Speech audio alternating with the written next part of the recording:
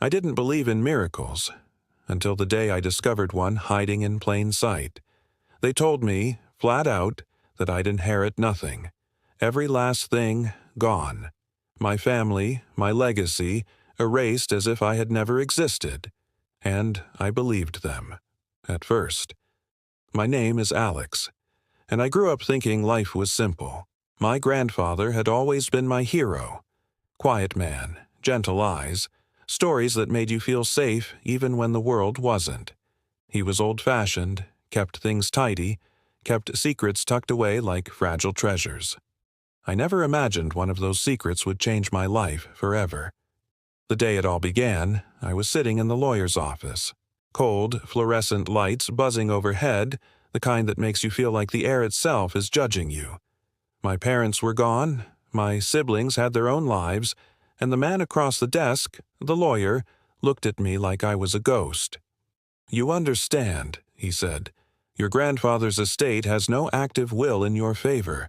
All assets have been legally transferred to other parties." I nodded, smiled even, pretended it didn't crush me. But inside, I felt my world cracking like thin ice.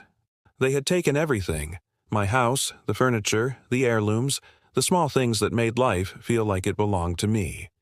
I walked out that day thinking, well, that's it. Nothing left. Just me and the life I have to rebuild from scratch. I didn't notice it then, but my grandfather's house, the real house, the one full of dusty corners and old clocks that ticked too slowly, held more than memories. Weeks later, I found myself wandering through his attic. Sunlight spilling in through the cracked windows, the smell of old wood and mothballs filling my lungs. I wasn't looking for anything in particular, just comfort, I guess, a way to feel close to him one more time. And that's when I saw it. A small, leather-bound ledger tucked behind a stack of faded newspapers from 1955. At first, I thought it was just an account book, nothing more. The handwriting was precise, almost delicate, my grandfather's script curling in ways that made my chest ache with nostalgia. I flipped through it, and my heart stopped. There it was, a bank account number. A forgotten account, opened in 1955, in a name I recognized instantly, my grandfather's. But the numbers made me dizzy. Millions of dollars quietly sitting, untouched, forgotten by time and everyone who thought they knew my family. I couldn't breathe. I should have felt happiness, relief. But all I felt at first was anger. How could they tell me I had nothing when this had existed all along? How could they dismiss my life, my grandfather's legacy, without ever knowing what he had hidden away? I closed the ledger slowly, hands trembling. My mind raced. I trusted the wrong people. I thought I had been robbed only to realize I had been blind. Blind to what was real. Blind to what had always been right in front of me. And suddenly, my grandfather's quiet smile, the way he'd wink at me when I asked him questions he never answered. It all made sense. This wasn't just money. This was proof. Proof that he believed in me when no one else did. That he had left me a lifeline, hidden away for the day I might need it most. I spent nights researching, poring over old bank records, scanning microfilms of documents, calling forgotten offices, chasing leads like a detective in a noir film. Each step, each discovery, pulled me deeper into a world I never knew existed. A world of old wealth, secrecy, and promises kept even beyond death. And yet, every step forward was met with resistance. People who should have cared, who should have guided me, seemed almost determined to keep me from what was rightfully mine. Lawyers, distant relatives, even old family friends. All shadows in the corner of my life, whispering lies, trying to convince me to give up. But I couldn't. I wouldn't. My silence became my weapon. I knew the truth, and that truth was power. The account was just the beginning. A doorway into something bigger, something that would finally prove that I wasn't as powerless as they wanted me to believe. I remember the night I first called the bank. My hands were shaking so badly I almost dropped the phone. "Yes," the voice on the other end said. The account is still active. The funds are untouched. And that's when I realized my life was about to change forever. But I also knew this. The people who lied to me, who told me I'd inherit nothing, they were about to find out just how wrong they were. And I wasn't going to be quiet about it. I didn't realize it then, but the moment I held that ledger, my life split into before and after. Before, I was powerless, believing every word they said, walking around with my head down, pretending I was fine. After, I was awake. Every lie, every manipulation, every betrayal, they all started to make sense. I started asking questions. Simple questions at first. Who else knew about this account? Why had it been hidden for so long? But every answer I got felt like a trap. The first shock came from my own family. My aunt, the one who had always smiled at me as if she cared, suddenly looked uneasy. "You shouldn't be looking into that," she said one evening, voice tight, eyes darting around the room like someone afraid of being caught.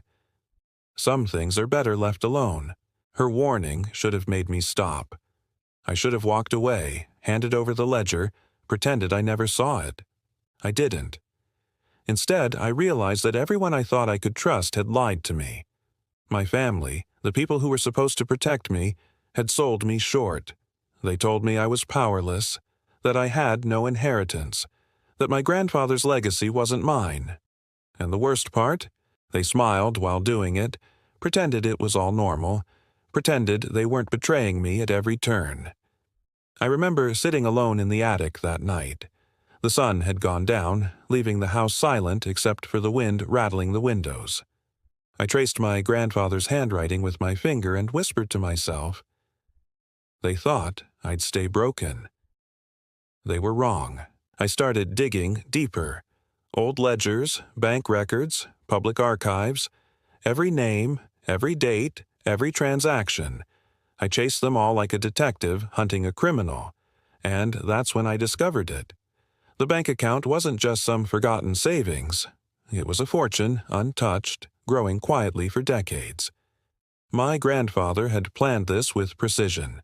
Every penny, every detail, left in such a way that only someone paying attention, someone worthy, could claim it. But I wasn't the only one paying attention. The moment I contacted the bank, the whispers started.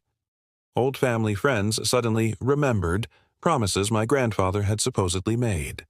Lawyers I'd never met called with vague threats. Even distant relatives, people I barely knew, showed up at my door with fake smiles and veiled warnings. "It's too complicated.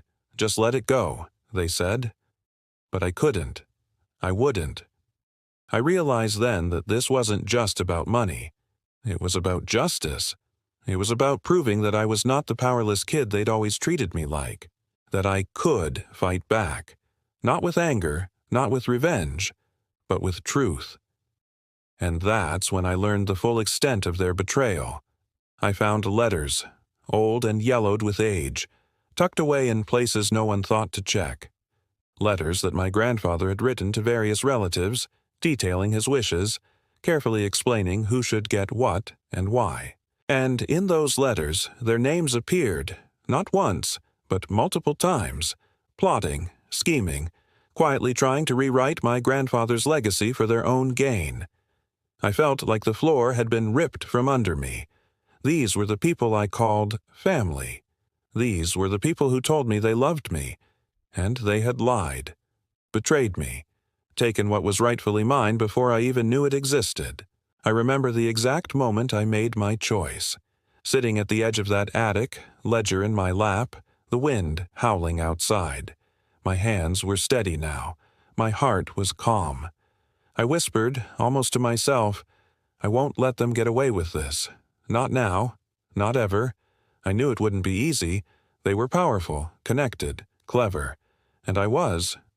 Just me. But I had something they didn't. The truth. And sometimes, the truth is the most dangerous weapon of all. That night, I made a plan. A quiet plan. No one would see it coming.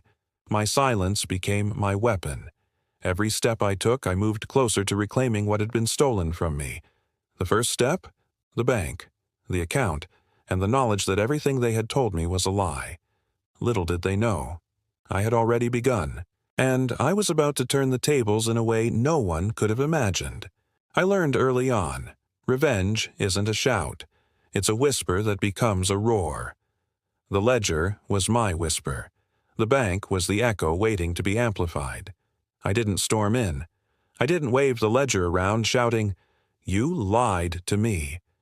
That would have made me predictable, and predictable people lose. First, I needed proof. Not just the account number, not just the faded handwriting. I needed something a court and the world couldn't ignore. I found a lawyer who didn't look at me like a charity case. She leaned forward, eyes sharp, voice calm. "We'll open a quiet inquiry," she said. "No drama, just facts." That's all I wanted. Facts. The truth laid bare. We started with the bank. Paperwork, signatures, microfilm, old banking things that smelled of dust and secrecy. I treated each document like a breadcrumb. Follow the trail, and it leads somewhere. The bank clerk who helped me was a man named Mr. Patel. He'd been there 30 years. He had a gentle way about him, like someone who carried other people's histories for a living. When I showed him the ledger, his face changed. A flicker of recognition, then something like regret. "That account should have had checks," he murmured. "We closed so many old accounts when branches merged. Sometimes things slip through." He tapped the screen, squinted. "But this one, it stayed. It's rare, but it happens." Rare. That word settled over me like a promise. While the bank searched their vaults, I dug elsewhere.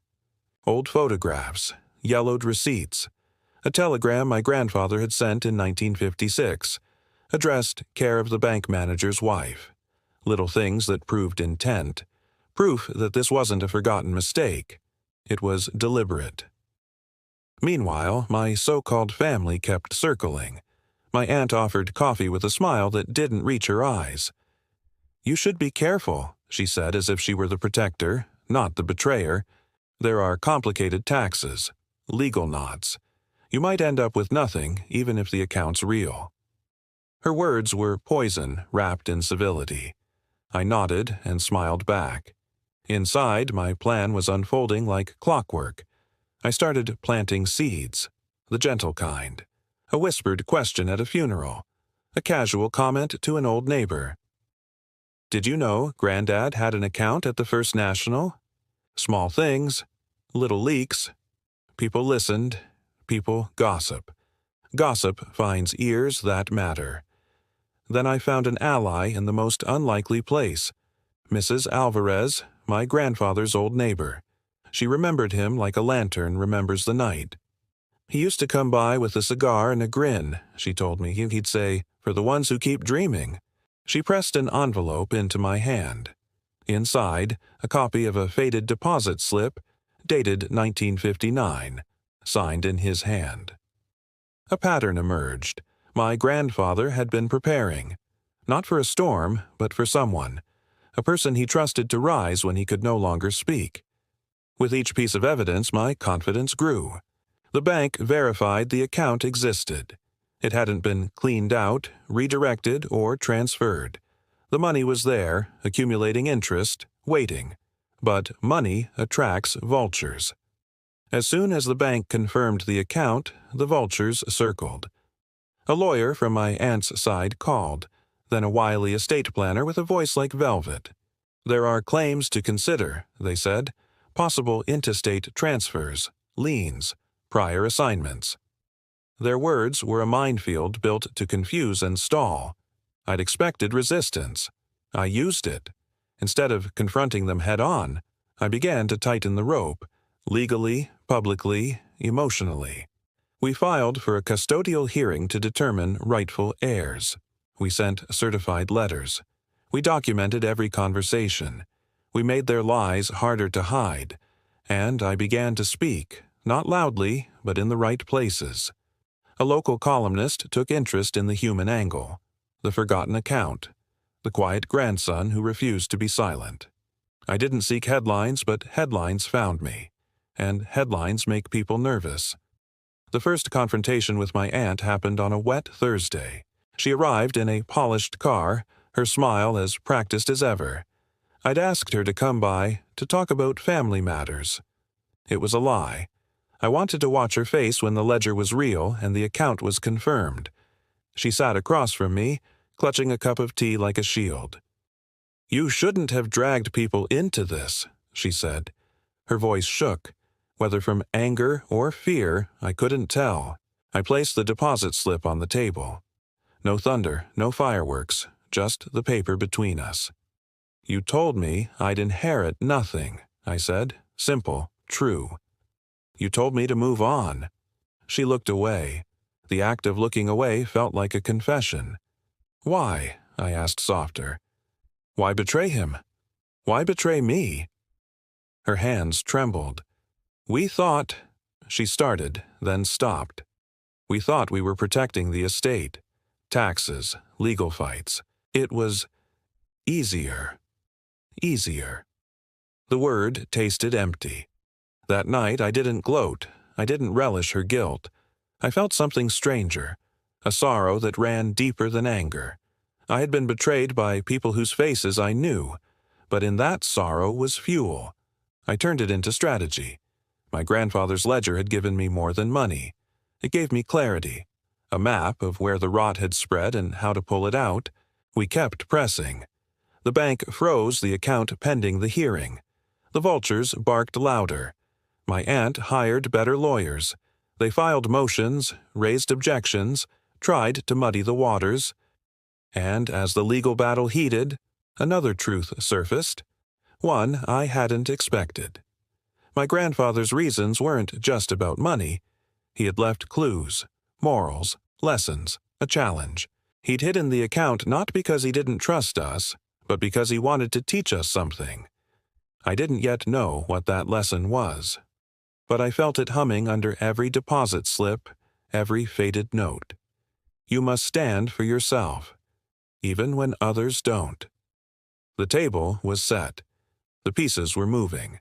The next play would be public, dramatic, and irreversible. And someone who had been quietly watching, decided to strike first. They scheduled a meeting with the bank manager, a quiet man in a quiet office. But behind his polite questions was a dangerous certainty. They had ways to make the truth feel inconvenient. I clenched my fist under the table and breathed. This was war without swords. A chess game played in whispers and paper, and I was learning to play. The moment they tried to interfere, I knew the game had changed. This wasn't just about inheritance anymore. It was about respect, justice, and proving that I wasn't powerless. I sat in the bank office that morning, ledger in hand, watching the manager shuffle papers. His polite smile didn't fool me. Every twitch, every hesitation told me he'd seen this kind of fight before. "They're trying to complicate things," he said quietly. "Claims, disputes, delays. They'll argue until someone gives up." I nodded, keeping my voice calm. "Then we make it impossible for them to win." That afternoon, I returned home and spread everything out on the dining table. Letters, deposit slips, bank confirmations, old telegrams, even photographs of my grandfather with the bank manager from decades ago. Each piece told a story. Each piece proved my claim. Then I did something I hadn't done before. I spoke publicly, carefully. I wrote a letter to a local financial newspaper, not exposing anyone, not revealing private details, just telling the story of a forgotten account, a grandson seeking only what was rightfully his, and the importance of legacy and integrity. The response was immediate. Calls from journalists, curiosity from neighbors, even emails from distant relatives I hadn't spoken to in years. The world began to watch quietly. And once the world watches, lies lose power. Meanwhile, my aunt and her allies panicked. They realized I wasn't bluffing. The legal motions they had filed suddenly felt like desperate gestures. I kept my cool, letting their anxiety fuel my confidence. I remember a day in court sitting across from my aunt's lawyer. He leaned back, fingers steepled, voice smooth. "You don't understand the complexities. You're too young to navigate this. Your grandfather's intentions are vague." I let him talk. Calmly, I pulled out the copies of my grandfather's letters. Each one spelled it out, clear as day. "He was deliberate," I said softly. "He left this for me. He trusted me to find it. Every document proves it. Every witness confirms it. The account is mine. The legacy is mine." The judge studied the papers. Silence filled the room. The tension was electric. My aunt's eyes darted nervously. Her confidence was gone. Outside the courtroom, I felt a strange mix of relief and disbelief. Relief because the first wave of obstacles had been cleared. Disbelief because I had underestimated how much I had needed this moment, not just for the money, but for validation, for acknowledgement that I wasn't invisible. But the real turning point came quietly, later that week. I found a letter from my grandfather hidden inside an old book I had overlooked. The edges were frayed, the ink faded, but the words were sharp and alive. "To the one who seeks what is right, remember, it is not the wealth that defines you, but the courage to claim it. They may doubt you, they may lie, but truth always finds its way." I held that letter for hours, feeling the weight of his trust. It wasn't just inheritance, it was empowerment. My grandfather had left me a map, not just of finances, but of how to stand tall in the face of deception. I started noticing small cracks in their defenses. Lawyers who were overconfident stumbled. Relatives who thought they could intimidate me suddenly grew quiet. And every time I produced another piece of evidence, another fact, the room shifted in my favor. One night, I sat in the same attic where it all began, ledger in hand, the faint moonlight spilling over the pages. I realized something I hadn't before. This was never about greed. It was about proving to myself that I could rise when everyone else tried to bury me, that I could turn betrayal into triumph. I whispered to the shadows. They thought I'd stay broken. They were wrong. From that point, the final pieces began falling into place. The bank confirmed everything, freezing the account until rightful ownership was legally established. The public interest made it nearly impossible for them to manipulate the process. And every time I doubted myself, I read my grandfather's words again, feeling a strength I didn't know I had. I wasn't just reclaiming money. I was reclaiming dignity, legacy, and the right to honor the man who believed in me when no one else did. And in that quiet strength, I realized the ultimate lesson. Revenge doesn't always roar. Sometimes it waits patiently, gathers proof, and strikes with clarity, precision, and inevitability. The stage was set. I was ready for the final confrontation, the moment when every betrayal, every lie, every doubt would meet the truth. And I would not back down. The day of the final hearing arrived. I remember waking up before sunrise, the sky a pale gray, quiet except for the distant hum of the city. My heart was calm, steady, but my mind was alive. Every memory, every betrayal, every late-night research session leading to this moment. I walked into the courtroom, ledger tucked safely in my briefcase. My aunt sat across from me, flanked by lawyers who radiated arrogance, certain they could intimidate me. They thought they'd won before I even began. But I had something stronger than confidence. I had truth. And truth, as I learned from my grandfather, is unstoppable. The judge called the session to order. My lawyer began presenting the evidence. Letters, bank statements, deposit slips, photographs, witnesses, all pieces of a puzzle that no one could deny. The room was silent, each fact landing with weight. My aunt's face betrayed her panic. The confidence she had worn like armor dissolved as document after document was revealed. Her lawyers tried to object, but even their rehearsed motions faltered under the overwhelming clarity of the evidence. Then my lawyer handed over the pièce de résistance, my grandfather's letter, the one I had found tucked inside the old book. She read it aloud, voice clear and deliberate. "To the one who seeks what is right, remember, It is not the wealth that defines you, but the courage to claim it. They may doubt you. They may lie, but truth always finds its way. I watched my aunt's expression change. Shock, regret, recognition. She realized that the game was over and she had been outmaneuvered, not by luck, but by persistence, intelligence, and honor. The judge leaned back, studying the documents, weighing the facts. Minutes stretched into eternity. Finally, the words came. The evidence is compelling. The account belongs to the rightful heir, as clearly intended by the deceased. The funds shall be transferred immediately. A wave of relief and disbelief hit me. I hadn't just won. I had reclaimed something far more valuable than money: dignity, legacy, and justice. My aunt didn't speak. She left the courtroom quietly, the weight of her deception heavy in the air. I felt no triumph over her, only calm, deep satisfaction. Sometimes the loudest revenge isn't anger, it's peace. Outside, the world felt different. The city buzzed as usual, but I walked with a quiet certainty. I had faced betrayal, lies, and doubt, and I had risen. My grandfather's vision, his quiet guidance through letters and ledgers, had been my compass. The first thing I did after leaving the courthouse was return to the attic. I sat on the floor, ledger in my lap, and let myself breathe. I thought of my grandfather, the man who had hidden this treasure not to punish but to teach. To prepare me for the day, I would need courage more than comfort. I should have seen it coming, I whispered. Not as regret, but as gratitude.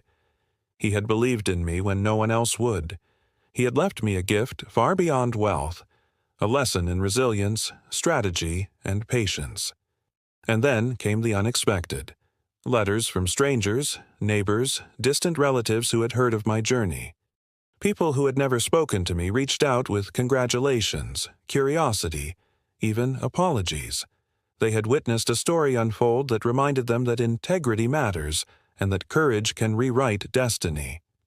I deposited the money into a secure account, but I didn't flaunt it. It wasn't about spending or showing off.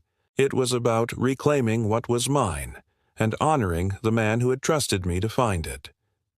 In the months that followed, I used part of the inheritance to restore my grandfather's home, to honor him, to create a space where memories and legacy could live without greed or deceit.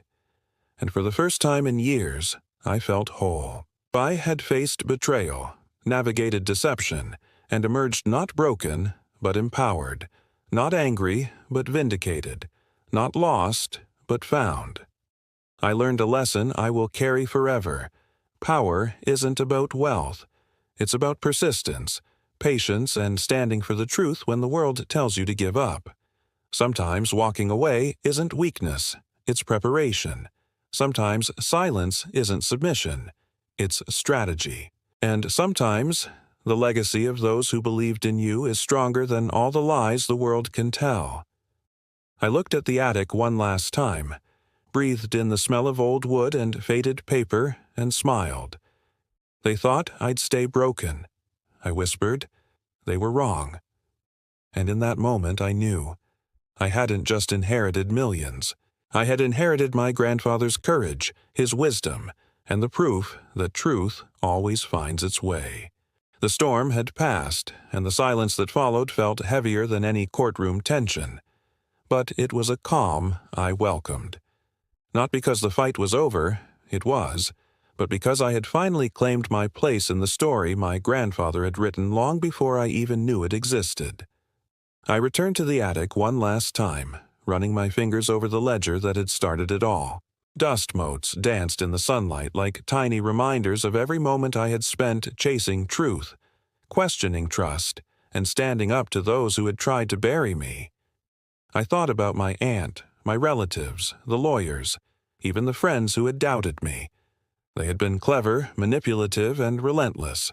But cleverness can't outweigh persistence. Lies crumble under the weight of proof, and people, when faced with undeniable truth, often reveal themselves in ways they never intended. I smiled quietly, thinking about the irony. They had told me I'd inherit nothing, that my grandfather's legacy had vanished with his passing. They believed I was powerless, that I would give up. They were wrong. The inheritance wasn't just the millions in the forgotten account. It was everything I had gained along the way. Confidence, courage, clarity, and the realization that I could rise above deception and betrayal without losing myself. I spent the following weeks carefully organizing the funds, restoring my grandfather's home, and reconnecting with people who had truly mattered. But I also distanced myself from those who had pretended to care only to manipulate. I didn't seek revenge in the conventional sense. I didn't humiliate anyone or flaunt my victory. Instead, I let the truth do its work. There is a strange satisfaction in quiet triumph, the kind that doesn't need applause, the kind that comes from knowing that every calculated step, every late night, every piece of evidence gathered, led to justice. I thought back to my grandfather's words. It is not the wealth that defines you, but the courage to claim it. I understood now. Courage isn't about fighting with fists or shouting louder than everyone else. It's about patience, strategy, and the strength to stand alone when everyone doubts you. Courage is knowing that you are worthy, even when the world tells you otherwise.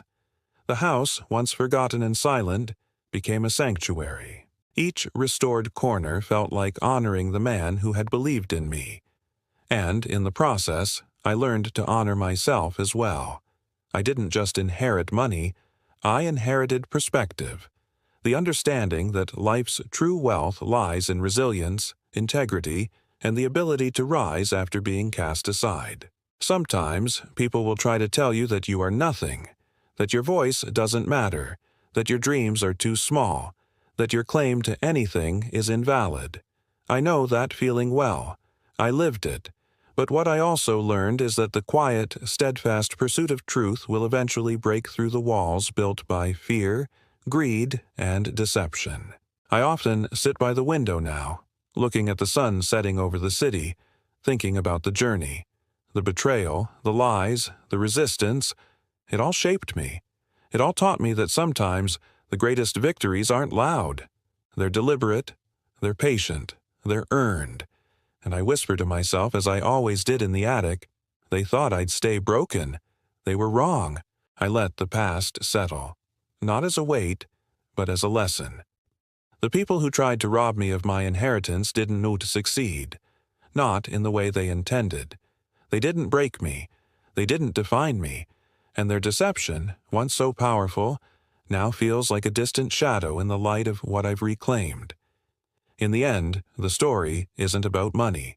It's about truth, courage, and the legacy of those who trusted in you even when no one else did. My grandfather left me more than wealth. He left me a roadmap for life, a lesson that standing firm, waiting patiently, and trusting yourself can turn betrayal into triumph. I am free now, free from doubt, free from fear, free from the chains of what others believed I was. And in that freedom, I find the peace that revenge alone could never provide. Sometimes walking away is the loudest revenge. Sometimes silence is the strongest weapon. And sometimes the inheritance we truly need is the knowledge that we are capable of rising, no matter what the world throws at us.